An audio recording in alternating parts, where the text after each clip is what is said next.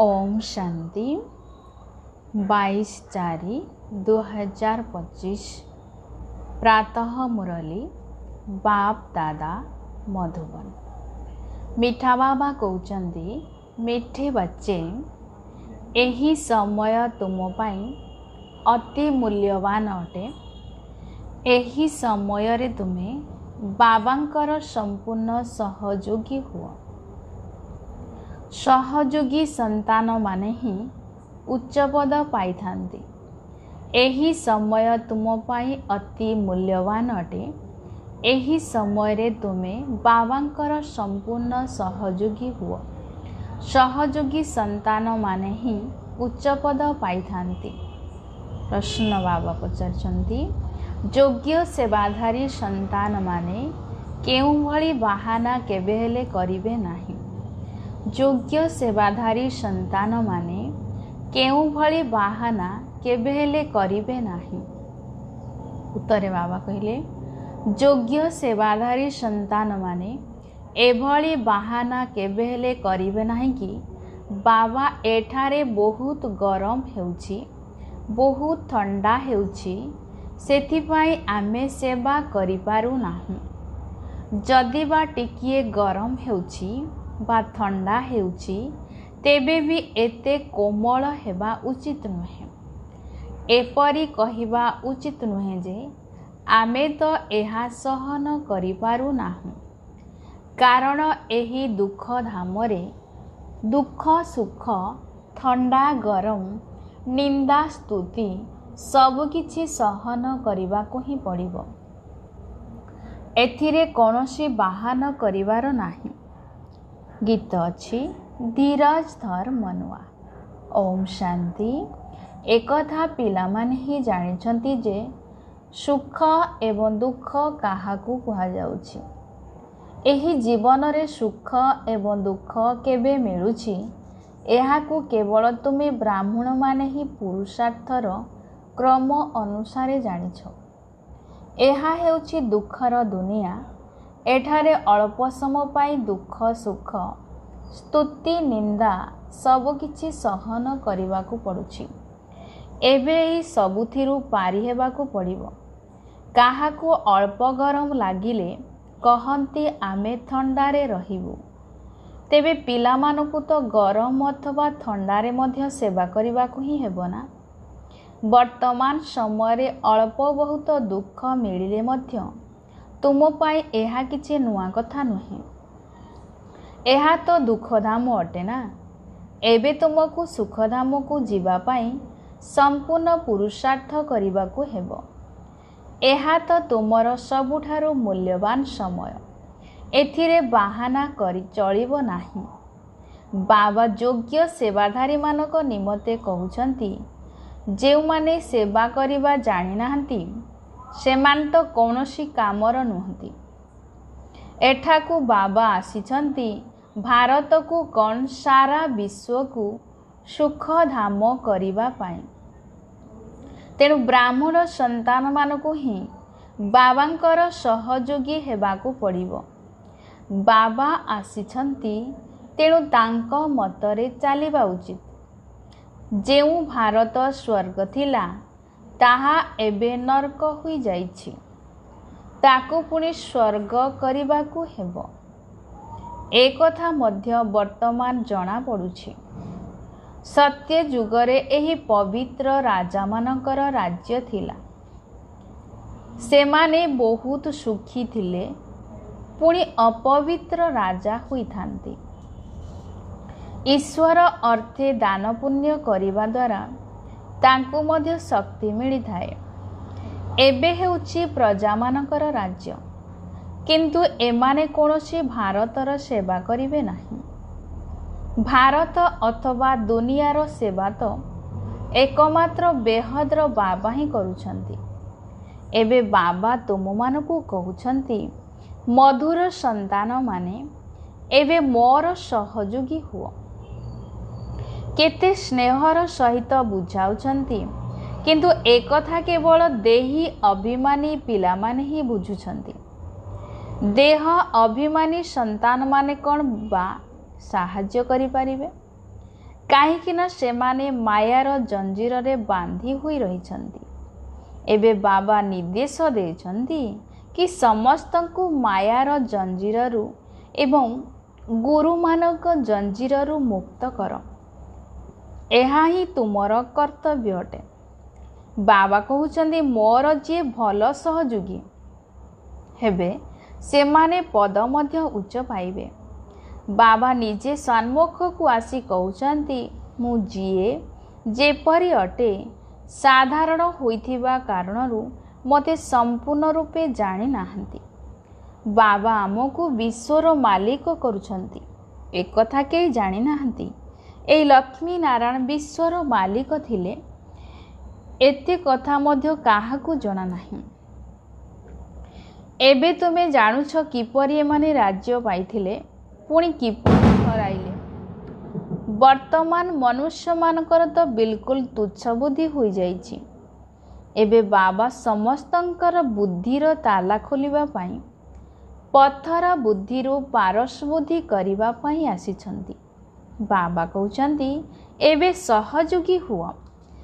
ମୁସଲମାନ ମାନେ ଖୁଦାଇ ଖିଦମତଗାର ଅର୍ଥାତ୍ ଈଶ୍ୱରୀୟ ସେବାଧାରୀ କହୁଛନ୍ତି, କିନ୍ତୁ ସେମାନେ ତ ମଦଦଗାର ଅର୍ଥାତ୍ ସହଯୋଗୀ ହେଉନାହାନ୍ତି। ଭଗବାନ ଆସି ଯାହାଙ୍କୁ ପବିତ୍ର କରୁଛନ୍ତି ତାକୁ ହିଁ କହୁଛନ୍ତି ଏବେ ଅନ୍ୟମାନଙ୍କୁ ନିଜ ସମାନ କର, ଶ୍ରୀମତରେ ଚାଲ। ବାବା ପବିତ୍ର ସ୍ୱର୍ଗବାସୀ କରିବା ପାଇଁ ଆସିଛନ୍ତି। ତୁମେ ବ୍ରାହ୍ମଣ ସନ୍ତାନମାନେ ହିଁ ଜାଣିଛ ଯେ ଏହା ହେଉଛି ମୃତ୍ୟୁଲୋକ। ବର୍ଷୁ ବର୍ଷ ଏଠାରେ ଅଚାନକ ମୃତ୍ୟୁ ହୋଇଯାଉଛି। ତେବେ କାହିଁକି ଆମେ ପୂର୍ବରୁ ମେହନତ କରି ବାବାଙ୍କଠାରୁ ପୁରା ସମ୍ପତ୍ତି ନେଇ ନିଜର ଭବିଷ୍ୟତ ଜୀବନକୁ ଶ୍ରେଷ୍ଠ ନ କରିବା? ମନୁଷ୍ୟମାନଙ୍କର ଯେବେ ବାନପ୍ରସ୍ଥ ଅବସ୍ଥା ହୁଏ ଭାବନ୍ତି ଏବେ ଆମେ ଭକ୍ତି କରିବା। ବାନପ୍ରସ୍ଥ ଅବସ୍ଥା ନ ହେବା ପର୍ଯ୍ୟନ୍ତ ଖୁବ୍ ଧନ ସମ୍ପତ୍ତି ରୋଜଗାର କରିଥାନ୍ତି। ବର୍ତ୍ତମାନ ତୁମ ସମସ୍ତଙ୍କର ବାନପ୍ରସ୍ଥ ଅବସ୍ଥା ଅଟେ। ତେବେ କାହିଁକି ବାବାଙ୍କର ସହଯୋଗୀ ନ ହେବା? ତେବେ ନିଜର ମନକୁ ପଚାରିବା ଦରକାର, ମୁଁ ବାବାଙ୍କର ସହଯୋଗୀ ହୋଇଛି? ଯୋଗ୍ୟ ସେବାଧାରୀ ସନ୍ତାନମାନେ ତ ବିଖ୍ୟାତ ହୋଇଯାଆନ୍ତି। ସେମାନେ ବହୁତ ଭଲ ମେହନତ କରୁଛନ୍ତି। ତେବେ ଯୋଗଯୁକ୍ତ ହୋଇ ରହିଲେ ହିଁ ସେବା କରିପାରିବ। ଯୋଗ ବଳ ଦ୍ୱାରା ହିଁ ସାରା ଦୁନିଆକୁ ପବିତ୍ର କରିବାକୁ ହେବ। ସାରା ବିଶ୍ୱକୁ ତୁମେ ପାବନ କରିବା ପାଇଁ ନିମିତ୍ତ ହୋଇଛ। ତୁମ ପାଇଁ ପୁଣି ପବିତ୍ର ଦୁନିଆ ମଧ୍ୟ ନିଶ୍ଚୟ ଦରକାର। ସେଥିପାଇଁ ପତିତ ଦୁନିଆର ବିନାଶ ନିଶ୍ଚିନ୍ତ ହେବ। ଏବେ ସମସ୍ତଙ୍କୁ ଏହି କଥା କୁହ ଯେ ଦେହ ଅଭିମାନକୁ ଛାଡ଼, ଏକମାତ୍ର ବାବାଙ୍କୁ ହିଁ ମନେ ପକାଅ। ସେ ହିଁ ପତିତ ପାବନ ଅଟନ୍ତି। ସମସ୍ତେ ତାଙ୍କୁ ହିଁ ସ୍ମରଣ କରୁଛନ୍ତି। ସାଧୁ ସନ୍ଥ ଆଦି ସମସ୍ତେ ଅଙ୍ଗୁଳି ଦ୍ୱାରା ଉପରକୁ ଇଙ୍ଗିତ କରନ୍ତି ଯେ ପରମାତ୍ମା ଜଣେ ଅଟନ୍ତି। ସେ ହିଁ ସମସ୍ତଙ୍କର ସୁଖଦାତା ଈଶ୍ୱର ଅଥବା ପରମାତ୍ମା କହିଦେଉଛନ୍ତି, କିନ୍ତୁ ତାଙ୍କୁ କେହି ଜାଣିନାହାନ୍ତି। କେହି ଗଣେଶ, ହନୁମାନ ଅଥବା ନିଜର ଗୁରୁଙ୍କୁ ମନେ ପକାଉଛନ୍ତି। ଏବେ ତୁମେ ଜାଣୁଛ ସେମାନେ ସବୁ ହେଉଛନ୍ତି ଭକ୍ତି ମାର୍ଗର। ଭକ୍ତି ମାର୍ଗ ମଧ୍ୟ ଅଧା କଳ୍ପ ଚାଲିବାର ଅଛି। ବଡ଼ ବଡ଼ ଋଷିମୁନି ଆଦି ସମସ୍ତେ ନେତି ନେତି ଅର୍ଥାତ୍ ଆମେ ଜାଣିନାହୁଁ ବୋଲି କହି ଆସୁଛନ୍ତି। ରଚୟିତା ଏବଂ ରଚନାକୁ ଆମେ ଜାଣିନାହୁଁ। ବାବା କହୁଛନ୍ତି ସେମାନେ ତ୍ରିକାଳଦର୍ଶିତ ନୁହନ୍ତି। ବିଜୁରୂପ ଜ୍ଞାନର ସାଗର ତ ଜଣେ ହିଁ ଅଟନ୍ତି। ସେ ଆସୁଛନ୍ତି ମଧ୍ୟ ଭାରତକୁ। ଶିବ ଜୟନ୍ତୀ ଏବଂ ଗୀତା ଜୟନ୍ତୀ ମଧ୍ୟ ପାଳନ କରୁଛନ୍ତି। ତେଣୁ କୃଷ୍ଣକୁ ସ୍ମରଣ କରୁଛନ୍ତି। ଶିବକୁ ତ ଜାଣିନାହାନ୍ତି। ଶିବ ବାବା କହୁଛନ୍ତି ପତିତ ପାବନ ଜ୍ଞାନର ସାଗର ତ ମୁଁ ହିଁ ଅଟେ। କୃଷ୍ଣଙ୍କ ପାଇଁ ତ କହିପାରିବେ ନାହିଁ। ତେବେ ଗୀତାର ଭଗବାନ କିଏ? ଏହି ଚିତ୍ର ବହୁତ ଭଲ। ବାବା ଏହି ଚିତ୍ର ସବୁ ପିଲାମାନଙ୍କର ହିଁ କଲ୍ୟାଣ ନିମନ୍ତେ ତିଆରି କରାଇଛନ୍ତି। ଶିବ ବାବାଙ୍କ ମହିମା ତ ସମ୍ପୂର୍ଣ୍ଣ ଲେଖିବାକୁ ହେବ। ତେବେ ସମସ୍ତ ଆଧାର ଏହା ଉପରେ ହିଁ ରହିଛି। ଉପରୁ ଯେଉଁ ଆତ୍ମାମାନେ ଆସୁଛନ୍ତି ସେମାନେ ପବିତ୍ର ହିଁ ଥାନ୍ତି। ପବିତ୍ର ହେବା ବିନା କେହି ଘରକୁ ଯାଇପାରିବେ ନାହିଁ। ମୂଳ ଏବଂ ମୁଖ୍ୟ କଥା ହେଉଛି ପବିତ୍ରତାର। ତାହା ହେଉଛି ପବିତ୍ର ଧାମ, ଯେଉଁଠି ସମସ୍ତ ଆତ୍ମାମାନେ ରହୁଛନ୍ତି। ତୁମେ ଏଠାରେ ଅଭିନୟ କରି କରି ପତିତ ହୋଇଯାଇଛ। ଯିଏ ସବୁଠାରୁ ଅଧିକ ପାବନ ଥିଲେ ସେ ପୁଣି ପତିତ ହୋଇଛନ୍ତି। ଦେବୀ ଦେବତା ଧର୍ମର ନାମ ଚିହ୍ନ ମଧ୍ୟ ଗୁପ୍ତ ହୋଇଗଲାଣି। ଦେବତା ଧର୍ମ ପରିବର୍ତ୍ତେ ହିନ୍ଦୁ ଧର୍ମ ନାମ ରଖିଦେଇଛନ୍ତି। ତୁମେ ହିଁ ସ୍ୱର୍ଗର ରାଜ୍ୟ ନେଉଛ, ପୁଣି ହରାଉଛ। ଏହା ହାରିବା ଏବଂ ଜିତିବାର ଖେଳ ଅଟେ। ମାୟାଠାରୁ ହାରିଲେ ହାରିବା, ମାୟାଠାରୁ ଜିତିଲେ ଜିତିବା। ମନୁଷ୍ୟମାନେ ତ ରାବଣର ଏତେ ବଡ଼ ମୂର୍ତ୍ତି କେତେ ଖର୍ଚ୍ଚ କରି ତିଆରି କରୁଛନ୍ତି, ପୁଣି ଗୋଟିଏ ଦିନରେ ଜଳାଇ ଦେଉଛନ୍ତି। କାରଣ ସିଏ ଶତ୍ରୁ ଅଟେ ନା। କିନ୍ତୁ ଏହା କଣ୍ଢେଇ ଖେଳ ହୋଇଗଲା। ଶିବ ବାବାଙ୍କର ମଧ୍ୟ ଚିତ୍ର ତିଆରି କରି ପୂଜା କରି ପୁଣି ଭାଙ୍ଗି ଦେଉଛନ୍ତି। ଦେବୀମାନଙ୍କର ଚିତ୍ର ମଧ୍ୟ ଏହିପରି ତିଆରି କରି ପୁଣି ନେଇ ବୁଡ଼ାଇ ଦେଉଛନ୍ତି। କିଛି ହେଲେ ବୁଝୁନାହାନ୍ତି। ଏବେ ତୁମେମାନେ ବେହଦର ଇତିହାସ ଭୂଗୋଳକୁ ଜାଣୁଛ କି ଏ ଦୁନିଆର ଚକ୍ର କିପରି ଘୁରୁଛି। ସତ୍ୟଯୁଗ ତ୍ରେତାଯୁଗ ବିଷୟରେ କାହାକୁ ବି ଜଣା ନାହିଁ। ଦେବତାମାନଙ୍କର ମଧ୍ୟ ନିନ୍ଦନୀୟ ଚିତ୍ର କରିଦେଇଛନ୍ତି। ବାବା ବୁଝାଉଛନ୍ତି ମଧୁର ସନ୍ତାନମାନେ ବିଶ୍ୱର ମାଲିକ ହେବା ପାଇଁ ବାବା ତୁମକୁ ଯେଉଁ ଖାଦ୍ୟପେୟର ବାରଣ ବତାଉଛନ୍ତି ସେସବୁ ବାରଣ କର। ଯୋଗଯୁକ୍ତ ସ୍ଥିତିରେ ରହି ଭୋଜନ ତିଆରି କର। ଯୋଗଯୁକ୍ତ ସ୍ଥିତିରେ ରହି ଖାଅ। ବାବା ନିଜେ କହୁଛନ୍ତି ମୋତେ ମନେ ପକାଅ, ତେବେ ତୁମେ ପୁନର୍ବାର ବିଶ୍ୱର ମାଲିକ ହୋଇଯିବ। ବାବା ମଧ୍ୟ ପୁଣି ଥରେ ଆସିଛନ୍ତି। ଏବେ ସମ୍ପୂର୍ଣ୍ଣ ବିଶ୍ୱର ମାଲିକ ହେବାକୁ ପଡ଼ିବ।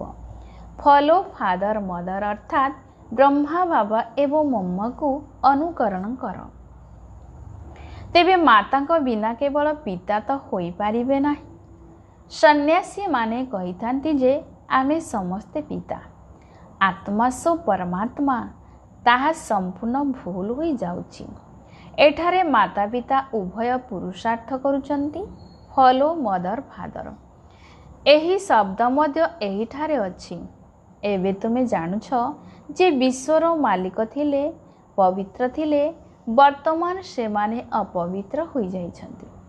ପୁନର୍ବାର ପବିତ୍ର ହେଉଛନ୍ତି। ଆମ ମଧ୍ୟ ତାଙ୍କର ଶ୍ରୀମତକୁ ପାଳନ କରି ଏହି ପଦକୁ ପ୍ରାପ୍ତ କରୁଛୁ। ସେ ଏହାଙ୍କ ଦ୍ୱାରା ନିର୍ଦ୍ଦେଶ ଦେଉଛନ୍ତି। ଏହି ନିର୍ଦ୍ଦେଶକୁ ପାଳନ କରିବାକୁ ହେବ। ଯଦି ତାଙ୍କୁ ଅନୁକରଣ କରୁନାହଁ, ତେବେ କେବଳ ବାବା କହି ମୁଖ ମିଠା କରୁଛ। ଯଦି ଅନୁକରଣ କରୁଛ, ତେବେ ସୁପୁତ୍ର ସନ୍ତାନ କୁହାଯିବ। ତୁମେମାନେ ଜାଣିଛ ମମ୍ମା ବାବାକୁ ଅନୁକରଣ କରିଲେ ହିଁ ଆମେ ରାଜା ହୋଇପାରିବା। ଏସବୁ ବୁଝିବାର କଥା। ବାବା କହୁଛନ୍ତି କେବଳ ମୋତେ ମନେ ପକାଅ, ତେବେ ବିକର୍ମ ବିନାଶ ହେବ। ବାସ୍, ଅନ୍ୟମାନଙ୍କୁ ଏହା ମଧ୍ୟ ବୁଝାଅ। ତୁମେ କିପରି 84 ଜନ୍ମ ନେଇ ନେଇ ଅପବିତ୍ର ହୋଇଯାଇଛ। ଏବେ ପୁଣି ପବିତ୍ର ହେବାକୁ ପଡ଼ିବ। ଯେତେ ବାବାଙ୍କ ସହିତ ଯୋଗ ଲଗାଇବ ସେତେ ପବିତ୍ର ହୋଇଯିବ। ଯେଉଁମାନେ ସମ୍ପୂର୍ଣ୍ଣ ଯୋଗଯୁକ୍ତ ହୋଇ ରହୁଛନ୍ତି ସେଇମାନେ ହିଁ ନୂଆ ଦୁନିଆକୁ ପ୍ରଥମେ ଯିବେ। ପୁଣି ଅନ୍ୟମାନଙ୍କୁ ମଧ୍ୟ ନିଜ ସମାନ କରିବାକୁ ହେବ। ପ୍ରଦର୍ଶନୀକୁ ତ ବାବା ମାମା ବୁଝାଇବା ପାଇଁ ଯାଇପାରିବେ ନାହିଁ। ବାହାରୁ କୌଣସି ବଡ଼ ଲୋକ ଆସିଲେ କେତେ ଲୋକ ତାଙ୍କୁ ଦେଖିବା ପାଇଁ ଯାଇଥାନ୍ତି କି ଏ କିଏ ଆସିଛନ୍ତି, ଏଇ ବାବା କେତେ ଗୁପ୍ତ। ବାବା କହୁଛନ୍ତି ମୁଁ ଏଇ ବ୍ରହ୍ମାଙ୍କ ଶରୀର ଦ୍ୱାରା କହୁଛି। ମୁଁ ହିଁ ଏହାଙ୍କ ନିମନ୍ତେ ଉତ୍ତରଦାୟୀ। ତୁମେ ସର୍ବଦା ଭାବ। ଶିବ ବାବା କହୁଛନ୍ତି ସେ ହିଁ ପାଠ ପଢ଼ାଉଛନ୍ତି। ତୁମକୁ ଶିବ ବାବାଙ୍କୁ ହିଁ ଦେଖିବାକୁ ହେବ। ଏହାଙ୍କୁ ଦେଖ ନାହିଁ। ନିଜକୁ ଆତ୍ମା ମନେ କର ଏବଂ ପରମାତ୍ମା ବାବାଙ୍କୁ ସ୍ମରଣ କର। ଆମେ ସମସ୍ତେ ଆତ୍ମା ଏବଂ ଆତ୍ମାରେ ହିଁ ସମସ୍ତ ପାର୍ଟ ଭରି ରହିଛି। ଏହି ଜ୍ଞାନ ବୁଦ୍ଧିରେ ଘୂରିବା ଉଚିତ। केवल दुनियार कथा बुद्धि रे रहिबार अर्थ किछि बुझी नाहंती। बुद्धि बिल्कुल तुच्छ अटे, किंतु एमानकर मध्य कल्याण तो करने को हेब। स्वर्ग को तो जीवे, किंतु उच्च पद पाई परिबे नाही। दंड भोग करी जीवे, तेबे उच्च पद किपरि पाइबे से कथा तो बाबा बुझाउछंती। प्रथमतः स्वदर्शन चक्रधारी हुओ एवं अन्य को कराओ। पक्का जोगी मध्य हुओ एवं अन्य मान को मध्य जोगी कराओ। बाबा कहउछंती मते मने पकाओ। तेबे तेणु पुणी कहूछ बाबा आमे भूली जाउछु, लज्जा आसु नहीं। बहुत अछंती जे सत्य कथा कहू नाहंती, बहुत भूली जाउछंती। बाबा बुझाउछंती जे केही भी आसंतु तांको बाबांकर परिचय दियो। एबे 84 जन्मर चक्र संपूर्ण हेबाकू जाउछि। एबे घर को जीवाकू हेबो। राम भी गले, रावण भी गला, अर्थात प्रत्येक आत्मा घर को जीवे। एहार अर्थ मध्य केते सहज। तेबे निश्चिंत संगम युग होइथिबो जेतेबेले कि राम एवं रावणर परिवार रहिछि। एक कथा मध्य जानिछ सब विनाश होई जीवो, बाकी अल्प रहिबे। किपरि तुमको राज्य मिलुछि एक कथा मध्य आगको गले जଣା पड़िबो। प्रथमरु तो सब कथा कुआ जीवो नाही, पुणी तो खेल होई पारिबो नाही। तुमको साक्षी होई सब किछि देखिबाकू हेबो। आगको साक्षात्कार मध्य बहुत हेबो। ए 84 जन्मर चक्र को दुनिया रे के जानी नाहंती। एबे तुम पिलामानको बुद्धि रे अछि आमे घर को जाउछु। रावण राज्यरु एबे छोटी मिलुछि, पुणी निजर राजधानी को आसीबो। बाकी अल्प दिन लागिछि। एही चक्र घूरी चलीछि ना, अनेक थर एही चक्र लगाउछ। एबे बाबा कहउछंती तुमे माने जेउ कर्म बंधन रे बांधी होइछ ताकू भूली जाओ। गृहस्थ व्यवहार रही ताकू भूलिबाकू चेष्टा कर। एबे नाटक पूरा हेबाकू जाउछि, निजर घर को जीवाकू हेबो। एई महाभारत लड़ाई पर ही स्वर्गर गेट खोलिबो। सेथिपाई बाबा कहउछंती एई नाम बहुत भल, गेट वे टू हेवन, स्वर्ग को रास्ता। के कहउछंती लड़ाई तो हुई आसुछि, कुह मुसल रे लड़ाई केबे लागिछि? एई मुसल द्वारा ही अंतिम लड़ाई हेबो। 5000 वर्ष पूर्वरु मध्य जेबे लड़ाई लागिथिला तेबे मध्य यज्ञ रचना करा जाइथिला। एई पुराणा दुनियार एबे विनाश हेबो, नुआ राजधानी स्थापना हेउछि। तुमे राजत्व नेबा पई एई आध्यात्मिक पाठ पढुछ। तुमर हेउछि आत्मिक धंदा, अर्थात आत्मिक व्यवसाय। शारीरिक विद्या तो काम रे आसीबो नाही, शास्त्र मध्य काम रे आसीबो नाही। तेबे काहेकि धंदा रे लागी न जीवा? बाबा तो विश्वर मालिक कराउछंती, तेणु विचार करिबा दरकार मु केउ पाठ पढ़ारे अधिक ध्यान देवी। से माने तो विनाशी डिग्री पाइबा पई पाठ पढुछंती, तुमे राजत्व पई पढुछ। केते राति दिनर फरक रहिछि। हद्र पाठ पढ़िबा द्वारा जणा मध्य मिलिबो कि नाही ताहा जणा नाही। जदि केही सही समय भितर शरीर छाड़ीदेले तेबे ताहा मध्य गला। ए रोजगार तो साथी रे जीव, मृत्यु तो मुंड उपरे। प्रथमे आमे निज पाई पूरा रोजगार करिनेबा दरकार। ए रोजगार करू करू दुनिया ही विनाश होई जिबार अछि। तुमर पाठ पढ़ा समाप्त हेले जाई दुनियार विनाश हेबो। तुमे जानिछ जे भी मनुष्य मात्र के रहिछंती तांको मुठारे चणा अर्थात मूल्यहीन विनाशी संपत्ति रहिछि। तांको ही मांकड़ सदृश धरी बसिछंती। एबे तुमे रत्न प्राप्ति करुछ, तेणु ए चणारू ममत तुटाई दियो। भल भावरे बुझीगले चणा मुठा को छाड़ी देउछंती। ए सबु तो पाउंस होई जीवो। अच्छा, मिठा मिठा शिकिला दे संतान मानक प्रति माता पिता बाप दादांकर मधुर स्नेह संपन्न शुभेच्छा एवं सुप्रभात। आत्मिक पितांकर आत्मिक संतान मानकु नमस्ते। आत्मिक संतान मानकर आत्मिक माता पिता बाप दादांकु शुभ सकाळ। नमस्ते नमस्ते नमस्ते। धारणा पाए मुख्य सारांश। प्रथम नंबर, यह आत्मिक पाठ पढ़ा निजे पढ़ा सहित ଅନ୍ୟମାନଙ୍କୁ ମଧ୍ୟ ପଢ଼ାଇବାକୁ ହେବ। ଅବିନାଶୀ ଜ୍ଞାନରତ୍ନରେ ନିଜର ହାତ ମୁଠାକୁ ଅର୍ଥାତ୍ ଭାଗ୍ୟକୁ ଭରପୁର କରିବାକୁ ହେବ। ଚଣା ଦାନା ଭଳି ମୂଲ୍ୟହୀନ ପ୍ରାପ୍ତି ପଛରେ ସମୟ ନଷ୍ଟ କରିବାର ନାହିଁ।